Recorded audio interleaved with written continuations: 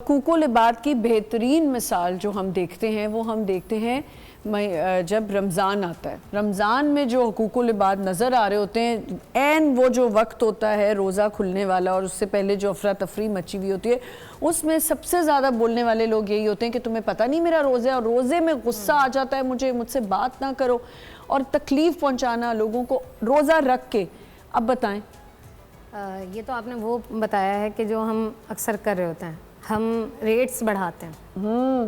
ٹھیک ہے، مطلب نام وہ بھی حقوق العباد میں ہی آ جاتا ہے. بالکل حقوق العباد میں آپ مسلمانوں کے کھانے کو جو غریب غربا پورے سال نہیں کھا سکتے ہیں، وہ رمضان میں وہ دسترخوان بچھاتے ہیں، ان سے آپ پھل چھینتے ہیں، ان سے آپ قیمتیں بڑھا کر ان کی غذائیں چھینتے ہیں.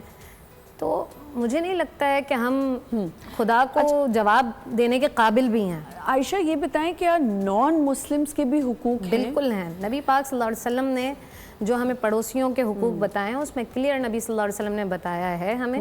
آپ ان کو ایذا نہیں دے سکتے، آپ تکالیف نہیں دے سکتے، آپ ان کے مذہب کو برا نہیں کہہ سکتے ان کے سامنے. جیسے کل ہی جو واقعہ ہوا ہے تو بڑی مجھے عجیب بات لگی جب میں سوشل میڈیا دیکھ رہی تھی، تو لوگ پتہ نہیں کیسے یہ باتیں اتنے ریڈیکل کیسے ہو جاتے ہیں کہ وہ لکھ رہے ہیں کہ اچھا ہوا وہ جہاز گر گیا، کافر تھے وہ لوگ. اللہ معاف کرے، ہم کون ہیں ڈیسائیڈ کرنے والے؟ ہمیں کیا پتا کہ ہم کیسے یہ بات کر سکتے ہیں؟ اللہ تعالیٰ نے انسان کو زمین پر اپنا خلیفہ بنایا ہے. جی. چاہے وہ کافر ہو یا مسلمان ہو. یہ بڑی میں گہری بات کر رہی ہوں. چاہے وہ کافر ہو یا مسلمان ہو، آپ مسلمان ہیں اور آپ تکالیف دے رہے ہیں، دوسروں کو تکلیفیں دے رہے ہیں، پریشان کر رہے ہیں، تو کیا آپ جنتی ہیں؟ ایک کافر جو ہے وہ دوسروں کو تکلیف نہیں دے رہا ہے. میں یہ نہیں کہ میں اس چیز کو پروموٹ نہیں کر رہی ہوں کہ کافر ہونا بہت اچھی بات ہے.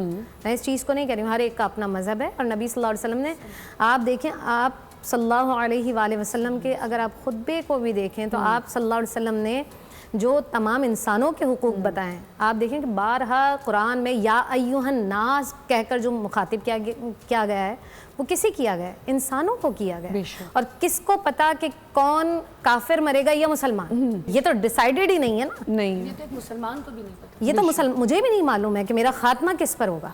یہ تو خدا کی خفیہ تدبیر ہے، وہ جانتا ہے کہ آخری وقت میرا کلمہ ہوگا یا نہیں. اللہ مجھے اسلام پر موت دے، دین پر موت دے.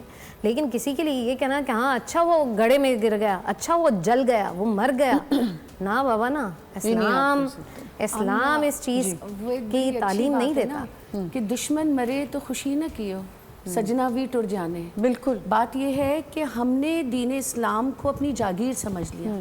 ہم اس کی وسعت کو کبھی سمجھ ہی نہیں پائے کہ اللہ رب العزت نے جب ہمیں یہ تعلیمات اسلام دی ہیں اور ہم کو اشرف المخلوقات بنا کے پیدا کیا، اور جیسے بھی عائشہ نے کہا کہ یا ایھا الناس، تو اللہ تعالیٰ سب کو ایڈریس اس میں فرما رہے ہیں اور سب کو ایڈریس کر رہے ہیں.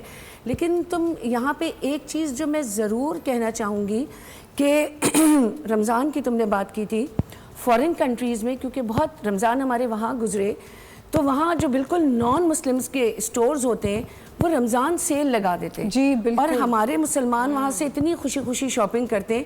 اور جو اسلامک کنٹریز ہیں دوسری، وہاں پہ رمضان سیل لگتی ہیں، جیسے دبئی میں لگتی ہیں، ابو دھابی میں لگتی ہیں، سعودی عرب میں. وہاں کے جو نان مسلمز ہیں وہ اس میں کرتے ہیں کیونکہ وہ چیزیں بہت سستی ہو جاتی ہیں.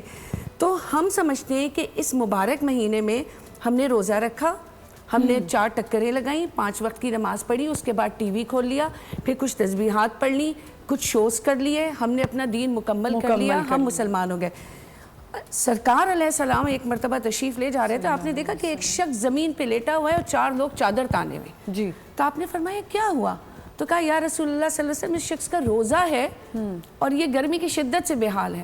آپ نے فرمایا ایسے روزے کا کیا فائدہ جو دوسرے کو تکلیف میں مبتلا کر دے. تو آپ کی عبادت اللہ کے لیے ہے.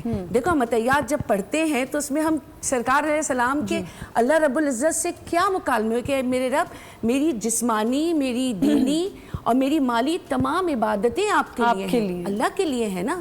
تو بندے پہ کیوں احسان کر رہے ہو؟ اور جو کنٹرول کا مہینہ ہے اسی میں سب سے زیادہ آؤٹ آف کنٹرول ہو رہے ہو. اب اگر تم نے کسی کو ایک کھجور سے روزہ کھلوا دیا، اپنی پلیٹ کو آدھا نیچا کرنے کے لیے کچھ ایسے لباس پہنو، کچھ ایسی گفتگو کرو، کچھ ایسی باتیں کرو کہ میں تم سے اونچا ہوں، تم مجھ سے نیچے ہو. کیونکہ اونچا اور نیچا تو وہ ہے جو صرف میرے رب کی ذات.